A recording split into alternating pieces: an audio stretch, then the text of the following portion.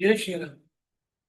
गेले 106 दिवस आपण श्री ब्रह्मचैतन्य गंगाधर महाराज यांच्या प्रवचनाचा पुस्तक वाचतोय आणि आजचा हा 107वा दिवस.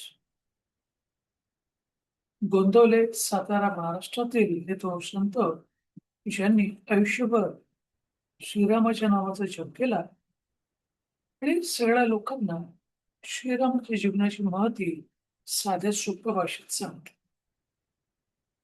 त्यांनी या 365 दिवसांच्या प्रवचन पुस्तकात नाम कोणी घ्यावं, कधी घ्यावं, कुठे घ्यावं, कसं घ्यावं, का घ्यावं आणि नामस्मरणाचे काय फायदे आहेत, याच गोष्टींबद्दल छान सोप्या शब्दात शेअरिंग केलेलं आहे. आणि प्रत्येक दिवसासाठी एक पान असं 365 दिवस म्हणजे पूर्ण वर्षभरासाठी असणार आहे प्रवचनाचं पुस्तक, ज्याचं एक पान वाचायला 3-4 मिनिटं लागतील. स्लो असाल तर 5-6 मिनिटं लागतील. आणि अगदीच वाचण्याचा कंटाळा असेल तर अशा प्रकारचं जिथे वाचन झालेलं आहे, तुम्ही ऑफलाईन, ऑनलाईन रेकॉर्डेड अशा प्रकारचे सेशन तुम्ही श्रवण करू शकता. तर आपण हे 107व्या दिवसाचं जे वाचन आहे ते आपण सुरू करूया. आणि आजचं हे शीर्षक आहे, व्यावहारिक वासना तृप्त करण्यासाठी संत नसतात. म्हणजे संत कशा करता असतात आणि संत कशा करता नसतात हे देखील आपल्याला माहिती असलं पाहिजे. नोकरी पाहिजे असेल तर ती देणारा जिथे असतो तिथे आपण जातो. त्याचप्रमाणे भगवंताची भेट घ्यायची असेल तर संत जिथे राहतात तिथे आपण जाणं सोपा मार्ग. परमेश्वराचे स्वरूप ओळखण्यासाठी संतांकडे जाणेच जरुरी आहे. संतांचे अस्तित्व त्यांच्या देहात नसून त्यांच्या वचनात आहे. म्हणजे संत काय सांगतात हे सगळ्यात महत्वाचं आहे. संतांजवळ निर्विषय चित्त असते. म्हणजे आपण जी संसारिक लोक आहेत, जी विषयामध्ये गुरफटलेले असतो, आपलं मन त्याच्यातच असते. पण संत अशा प्रकारचे नसतात. रात्री सर्वजण झोपल्यावर शिपाई जसे गस्त घालतात, तसे साधुसंत आमच्या गैरसावधानीत सावधानतेत जागृत असतात. आपण झोपी गेलो असताना ते आपली वृत्ती तपासतील.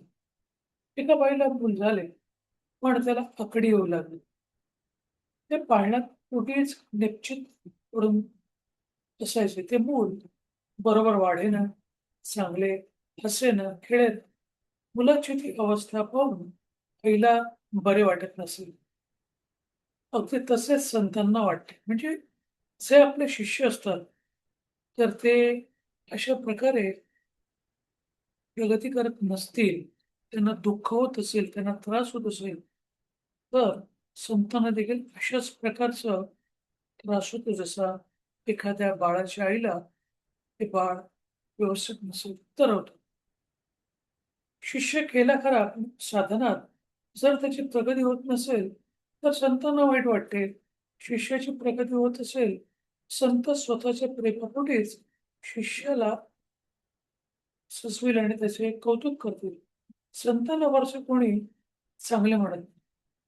म्हणजे आपण बऱ्याच वेळेला चांगल्या लोकांना नावं ठेवणं, आता त्याच्यामागचं रिझन वेगवेगळं असू शकेल, पण आपण बऱ्याच अंशी बऱ्याच चांगल्या लोकांना ही नावं ठेवतच असतो.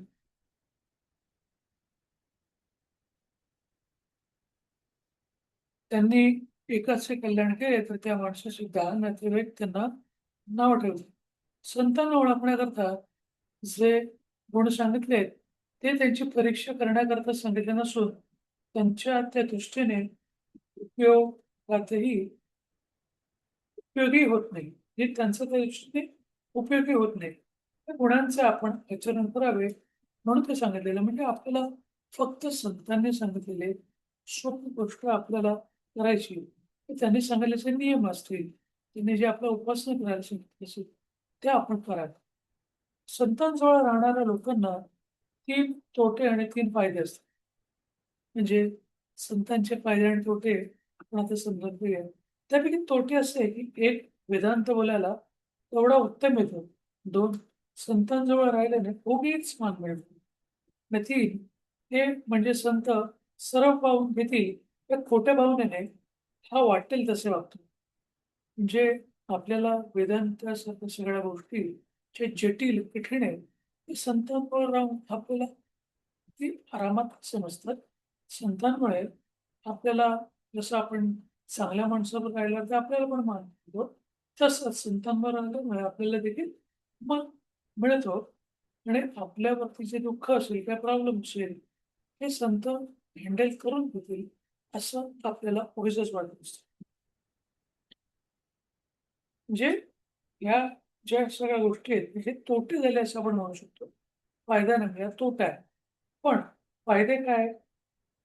पहिला म्हणजे तो जर खऱ्या भावनेने संतांजवळ राहील, तर तेवढ्यानेच काही साधन न करता सुद्धा त्याचा परमार्थ साधेल. म्हणजे साधना त्यांनी जी केली असेल, त्याने देखील त्याचा परमार्थ व्यवस्थित होईल. म्हणजे आपण जे संसारी लोकं आहोत, जे आपण संसारामध्ये आपल्या इच्छा, आकांक्षेसाठी घर-दार, पैसा, विकास वगैरे, वगैरे जे काही आपण कमवतो. पण ते करत असताना देखील भगवंताचं नाव, चांगले विचार ठेवणे, सद्गुरूंनी सांगितलेल्या ग्रंथांचं वाचन करणं, त्याच्याप्रमाणे आचरण करणं, हाच परमार्थ आहे. आणि हे तो जो खऱ्या भावनेने संतांना राहील, त्याला या सगळ्या गोष्टी जमतातच. दुसरा त्याला मान मिळेल. म्हणजे मान तर मिळतोच म्हणा आपण चांगल्या लोकांवर राहिल्यावरती, तर तो स्वतः मानाच्या अपेक्षेच्या पलीकडे राहील. आणि तिसरा वेदांत त्याला बोलायला आला नाही, तरी त्याच्या आचरणात येईल. आता ह्याला तुम्ही फायदा म्हणू शकता, की आपल्याला काही नाही जरी आलं, तरी इथे आचरणात येतं. जे एखाद्या चांगल्या माणसाचं जो बोलत असतो, ते ऑटोमॅटिक त्याच्या कृतीप्रमाणे आपण कृती करायला लागतो. त्याच्यासारखा आपण विचार करायला शिकतो. म्हणून सांगतात, संगत ही चांगल्या लोकांचीच करा. आणि त्यांच्या संगतीत राहिल्यानेच आपल्याला अगदी बऱ्याचशा गोष्टी आरामात होतात. म्हणजे समजा फॉर एक्झाम्पल एखाद्याने दुसऱ्या व्यक्तीला अत्तर लावलं, तर त्याच्या हाताला देखील सुगंध येणारच की नाही? हे आपण अख्खा दिवसभर एका सेंट बनवणाऱ्या कंपनी किंवा दुकानात किंवा कारखान्यात समजा नुसतं उभं जरी राहिलो, तरी आपल्या अंगाला सुगंध येणारच आहे. तसंच आपल्या या संतांबरोबर राहिल्याने होत असतं. म्हणून संतांजवळ राहणार नाही. ते सांगतील तसे वागावे, मानाची अपेक्षा करू नये आणि फारसं वेदांत बोलू म्हणजे आपण जास्त मोठ्या गोष्टी बोलू नये. कारण तो अधिकार आपला नाही. तो अधिकार संतांचा आहे आणि आपल्याला कोणीतरी मान देईल, आपल्याला कोणीतरी मोठं म्हणेल, आपल्याला कोणीतरी चांगलं म्हणेल, या गोष्टीमध्ये आपण राहू नये. तो आपल्याला ऑटोमॅटिक मिळू शकतो आणि तो मिळणारच असतो कारण आपल्या संतांबरोबर असतो. पण मला कोणीतरी द्यावं, मला कोणीतरी म्हणावं, अशा गोष्टी मनात आणूच नयेत. तोंडापर्यंत आले तरी कापून टाकावे. संतांची आज्ञा, प्रमाण मानणे हे प्रचिती येण्याचे साधन आहे. म्हणजे आपण ही गोष्ट संतांनी सांगितलं आणि आपण केलं, हेच मोठी गोष्ट असते. व्यावहारिक वासना तृप्त करण्यासाठी संत नसतात. हे ओळखून आपण त्यांची संगत करावी. म्हणजे आपण जे व्यावहारिक लोक आहोत, आपण जे संसारिक लोक आहोत, आपल्या मनामध्ये फक्त फायदा हाच एक विचार असतो. म्हणजे मी संतांवर राहिलं तर माझं घर चांगलं राहील, किंवा मला खूप पैसे मिळतील, किंवा मला मोठी जमीन मिळेल, किंवा मला सोनं, चांदी वगैरे वगैरे जे काय असेल, त्या सगळ्या गोष्टी संसारातल्या मला मिळतील, असा आपण विचार करत असतो. पण हे संत त्याच्याकरता नसतात. तेल आणि वाट असल्यावर दिवा लावायला जसा वेळ लागत नाही, त्याचप्रमाणे आपली भूमिका थोडीफार तयार असल्यावर सत्संगतीचा परिणाम व्हायला वेळ लागत नाही. शेवटचं वाक्य, संतांना ओळखण्यासाठी अनुसंधानाशिवाय दुसरे साधन नाही.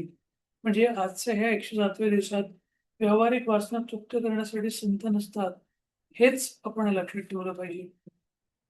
नामस्मरण हा सगळ्यात सोपा मार्ग सगळ्याच संतांनी सांगितला आणि महाराजांनी तर त्याच्यावरती एक 365 दिवसांचं प्रवचन रूपी पुस्तक लिहिलंय. नाम घेण्यासाठी कोणत्या प्रकारच्या धर्माची, जातीची, तुमच्या पंथांची, तुमच्या लिंगाची, स्त्री असेल किंवा पुरुष असेल, तुमच्या आर्थिक स्थितीची, तुम्ही गरीब असाल, श्रीमंत असाल, तुमच्या शैक्षणिक पात्रतेची, शिक्षित असाल, अशिक्षित असाल, तुमच्या काळाची, वेळाची, सकाळ, दुपार, संध्याकाळ, झोपण्याच्या अगोदर, झोपेतून उठल्यावरती, तुम्ही चालत असताना, तुम्ही तुम्ही झोपून, तुम्ही बसून, तुम्ही अंघोळ करत असताना, प्रवास करत असताना केव्हाही नामस्मरण करू शकता. 1 मिनिटाकरता नामस्मरण करा, 1 माळ नामस्मरण करा, 1 तास नामस्मरण करा. कितीही वेळ तुम्ही नामस्मरण करू शकता. ब्रेकने नामस्मरण करू शकता. हे त्यासाठी कोणत्याही प्रकारचं रिस्ट्रिक्शन नाही. इतपत साधं, सोपं, बिनखर्चाचं, बिनत्रासाचं असं जे साधन आहे, हे महाराजांनी आपल्याला सांगितलं आणि सगळ्या संतांनी हेच साधन आपल्याला सांगितलेलं आहे, ज्याने आपला परमार्थ अगदी उत्तमरित्या चालेल. नाम, देवाचं नाम म्हणजेच देव, देव म्हणजेच देवाचं नाम, एवढं लक्षात ठेवायचं. आता आपण 11व्याला श्रीरामाच्या नामाचा जप करूया. श्रीराम श्रीराम श्रीराम श्रीराम श्रीराम श्रीराम श्रीराम श्रीराम श्रीराम श्रीराम श्रीराम श्रीराम श्रीराम श्रीराम. धन्यवाद. हे 107व्या दिवसाचं जे प्रवचनाचं वाचन झालं, त्याचं तुम्ही श्रवण केल्याबद्दल तुमचे धन्यवाद. तुमचा उर्वरित दिवस असाच आनंदाचा, सुखाचा, भरभराटीचा आणि आरोग्यपूर्ण जावो, हीच त्या श्रीरामचरणी इच्छा व्यक्त करतो आणि ते सांगतो. जय श्रीराम, जय श्रीराम, जय श्रीराम, जय श्रीराम, जय श्रीराम,